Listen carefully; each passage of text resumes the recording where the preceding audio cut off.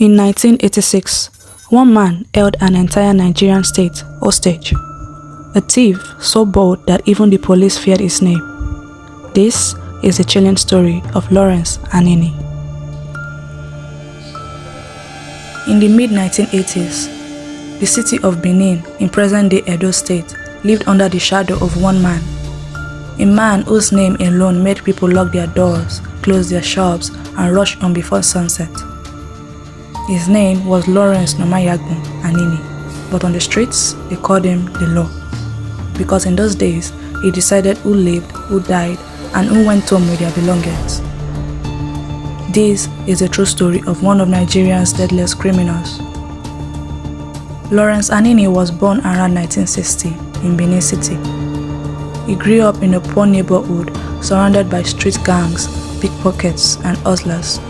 And at a young age, Anini learned several street skills: stealing, snatching, carjacking, and driving getaway vehicles. He was especially talented in driving, a skill that would later help him escape the police again and again. In the late 1970s and early 1980s, Anini moved from petty theft to serious robbery. He joined a gang of car snatchers and began supplying stolen vehicles to wealthy buyers and politicians. He was smart, strategic, and fearless. Soon, he became the leader of his own group.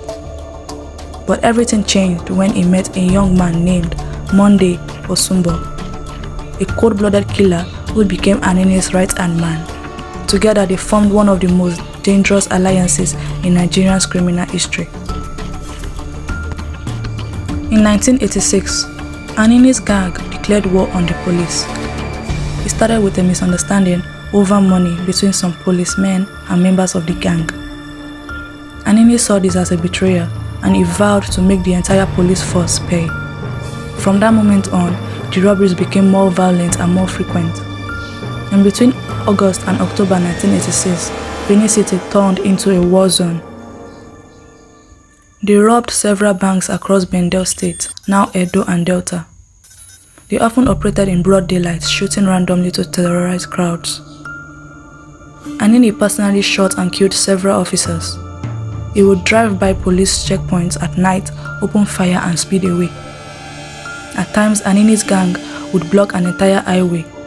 They robbed every vehicle, took valuables, and disappeared into the bush.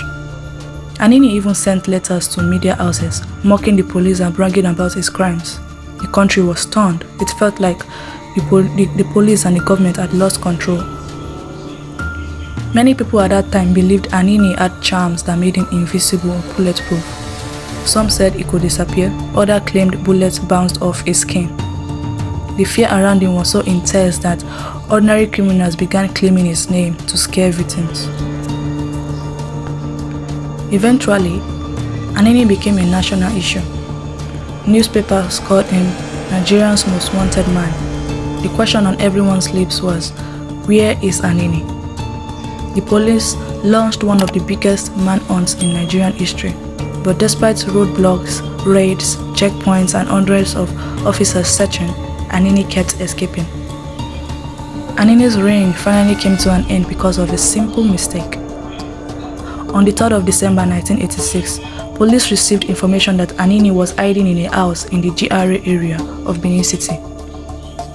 A team led by the legendary police officer Superintendent Kayode Nwariroro stormed the building. Inside, they found Anini lying on a bed, injured and weak. He tried to reach for a gun, but Nwariroro shot him in the leg, the same leg he used to drive during his robberies. Anini was arrested alive, ending months of terror. During interrogation, Anini confessed to everything: the robberies, the killings, the roadblocks, and shockingly, the names of policemen who secretly worked with him. Nigeria was shaken. Several police officers were arrested for helping the gang.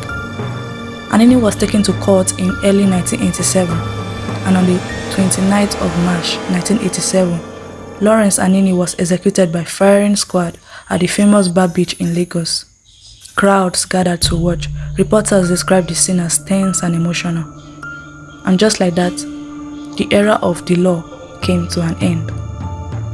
And to this day, Anini remains a symbol of how crime can grow when corruption helps it. A reminder of how fear can paralyze a whole city, and a legend in Nigerian criminal history. We are interrupting our scheduled production on education to bring you a special on the most wanted man in Nigeria, Lawrence Anini.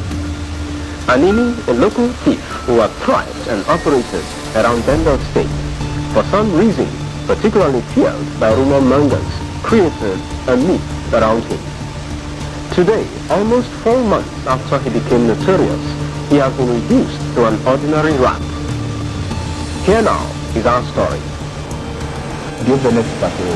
No, not about cancer. How did you become the prophet? What makes you the prophet? One, we are fully armed. We are writing and Parata. Once another comes with the locally people, it's not all that can put it's not all that can put anywhere. As for me, when you give me from my shoe gun, give it to me.